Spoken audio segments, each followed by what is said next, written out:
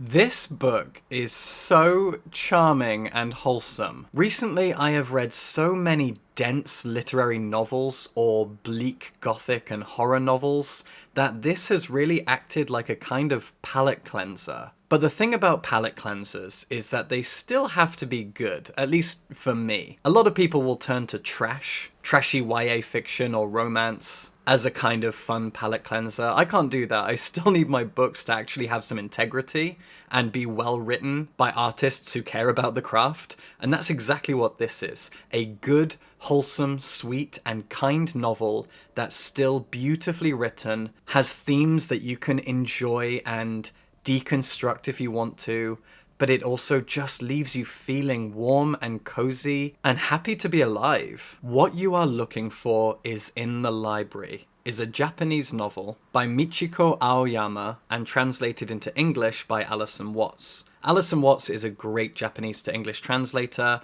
and I would say this is her standout work as a translator. The translation throughout this book is very, very savvy, and I'm going to pinpoint a particular example to show you what I mean in a minute. Also, well done to Doubleday as a publisher for naming the translator on the cover. We always love to see that. And as a completely separate side note, it is super hot in here and I've got the windows open, so if you hear like planes and wind and stuff, sorry. Anyway, What You Are Looking For Is in the Library is a 240-page novel separated into 5 large 50-ish page chapters. Those chapters are all independent short stories that are also interlinked in some clever ways. There is one character who is a thread throughout all of these 5 stories, and she is a librarian, but she's never the protagonist. Each story has its own protagonist, they all live in the same area of Tokyo, and they all have their own problems. They all feel kind of lost. You've got 3 men and 2 women. All 5 of them are very different, distinct people with different jobs, different life situations. They're all different ages. They might be married, they might be single. They're all lost though. And they all end up in this library at some point, and the librarian pretty much gives them what they need. Based on that premise, which is what's explained in the blurb,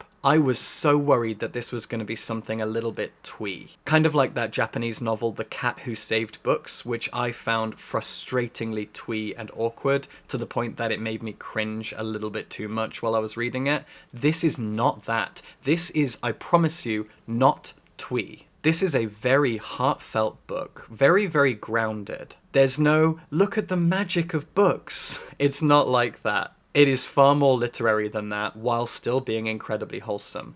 It's not like, books can fix everything. There's a book out there for everyone. Jeepers, mister. It's not like that. And that's kind of how the blurb sold it to me, so I was a little bit worried that it would be too twee. No. We get to know each of these 5 characters very, very intimately, and the fact that they're all so different is very refreshing. So every time you're excited to jump into a new life and discover the backstory and the relationships and the job and the lifestyle of a new person, and they're all really dynamic. Also, each of their chapters starts with a little illustration of them, which is just lovely. The first person we meet is Tomoka. She is 21 years old and she's a sales assistant. She comes from a very, very rural town, and her dream was to move to Tokyo, which she did for university, and now she's worried that this kind of boring job working in a shop is going to be her life forever, because in Japan, people often start a job, that job becomes their career, and they never leave. And she is terrified that that's going to be the case for her. Chapter 2 is about Ryo. He is a 35-year-old man who works at a furniture supply company, and his dream is to open his own antiques shop, because there was a local antique shop he used to visit as a teenager, and he loved that place, and he's always wanted to open his own business in a field that he's interested in. And yet he's feeling lost because he's 35 and he hasn't done that yet, and he's worried that he will never be able to make his dream a reality. Chapter 3 was perhaps my favorite. It's about a woman called Natsumi who's 40 years old. She has a 2-year-old child, she's married, and she was really, really proud of her career. She worked as a magazine editor, and she took a gamble to convince the head of the magazine to actually publish a novel.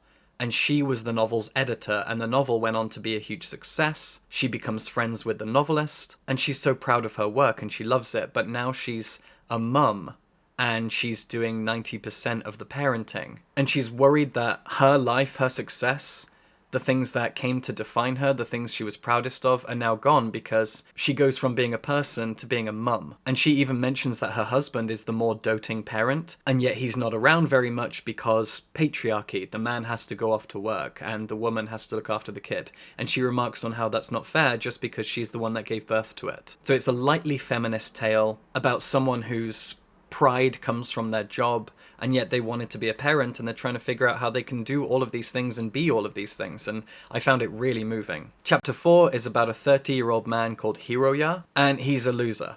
He's never had a proper job, he lives at his parents' house, and he's what they call a NEET, not in employment, education, or training. He's a little bit of a Twitter, Reddit, incel loser guy, but he's not really an incel. He's wholesome, he's decent. He's a bit rough around the edges. He expresses a little bit of sexism and a lot of fat phobia at one point, and I'm going to talk about that in a sec. But when you dig through all of that, when people show him a little bit of kindness and patience, you peel back the layers and you see the good underneath, and it's refreshing. And then the final chapter is about a 65-year-old man who has just retired named Masao. And Masao is bored. He doesn't know how to spend his twilight years. He needs some hobbies and interests. He wants to maybe learn and study things, but he has no idea what to do with his time. And he's really struggling because this time is precious. He understands that. He's been taught that his twilight years are precious. He has so much time left and he needs to make use of it in some way, and it's stressing him out. Throughout the course of this book, all 5 of these people make their way to the library, and there they meet Sayuri, a librarian who's in her late 40s and always has this unique skill of providing people with the exact book that they need. All 5 of these characters come into the library and ask to check out things that appeal to them, and she usually gives them a list of 3, 4, 5 things to take away, and then one extra thing. A book that has nothing to do with them, nothing to do with their life, their interests, their job, really out of left field. But they end up reading that book, and it ends up inspiring them in some weird way. And she often gives them a kind of gift, some cute little thing, a trinket that goes with that book, and that's really wholesome. For example, in chapter 2, our character who wants to open up his own antique shop is given a book on how worms work, like the biology of earthworms, and he ends up reading it, and it inspires him in some unique way.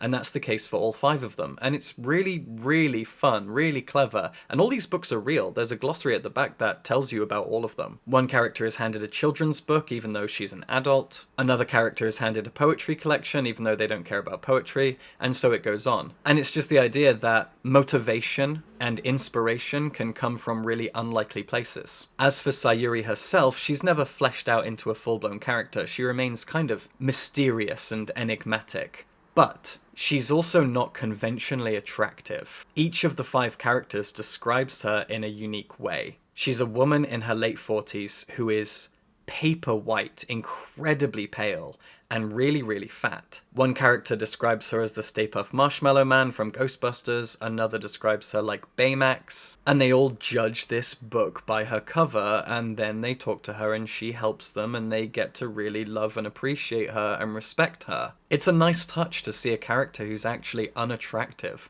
a woman who's fat, who is in some ways the protagonist of the whole book. She's the crux of the story.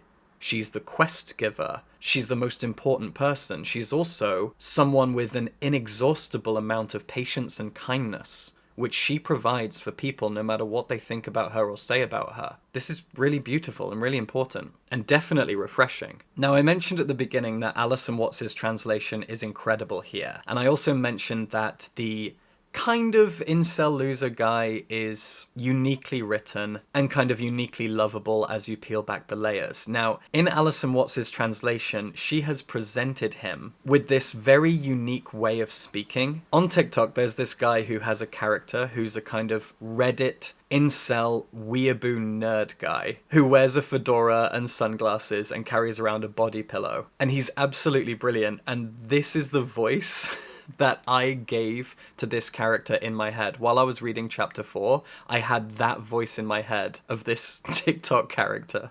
So I'm going to do my best impression of him while I read a little bit so I can show you what I mean. So he's presented in the first person. He's talking in the first person about what he sees, about what he thinks, And he has this way of overly describing things and thinking he's smarter than he really is. He's basically your typical male Haruki Murakami fan. He thinks he's much smarter than he is, he's very off-putting, and he's definitely sexist. And he just sounds like this guy from TikTok. First, I stand in the doorway to check out the scene. At the front desk, a girl with a ponytail is very carefully scanning barcodes from a big pile of books. So this is Sayuri Komachi. Interesting. She's younger than I expected. Probably still a teenager. Very cute though. Petite. Big round eyes. She's like a squirrel. Damn. I can't help giving a stupid smile. And then he realizes this isn't Sayuri. This is a young woman who's training to be a librarian. This young girl points him to Sayuri and says she's in the back, go talk to her. And then he goes, hope bubbles like a spring in my chest as I head for the reference corner. I locate it on the other side of a dual-purpose partition notice board. I inch towards the edge and peer around the corner. Kya! The sight of a humongous, fearsome woman squished behind the counter nearly causes my heart to stop. No way is this Sayuri Komachi. In great haste, I turn around and rush back to the front desk. It's amazing! Alison Watts' translation is so good. The writing is so good. The way that this guy is expressed and presented, the way he talks and thinks, it is so much fun. It is sexist, it is gross, but in a very caricatured way, in a way that's just absurd enough that you're looking forward to peeling back those layers and seeing the good underneath it all. And it doesn't take much for Sayuri to show him a bit of kindness and a bit of patience, and it all comes out and you go, okay, this guy, there's hope for him. He can be likable, he can be decent, and we're gonna see that. I was so amazed when I read this. I was laughing to myself at the way that this character is presented and the way he talks and thinks. It's fantastic. This novel is so much fun, it's so wholesome, and it helps you to think about that feeling of being lost that we all know, that we all understand and relate to, where you're not quite sure what to do with your life and how to make your dreams come true. There's a really great moment in chapter 5 where our retired man describes his remaining years as remaining years, that phrase that we all use, these are the years I have left. And the way that Sayuri talks to him reframes that idea. She has a box of cookies, and she says, if I ate 10 of these 12 cookies, would you call the final 2 the remainder? No, I thought to myself. These are just more cookies. These are the 2 cookies that I have. I'm going to now eat these 2. And it made me think about the idea that we don't have a remainder of time left. We just have time. Every stage of your life is not the next stage or the last stage. It's just a stage. Time is just time, and you just spend it as you like. And it just helped me reframe how narrative works, how time works, how our lives work chronologically. I thought it was really, really cool. Very, very simple way of slightly tweaking the way that we see our own time on this planet.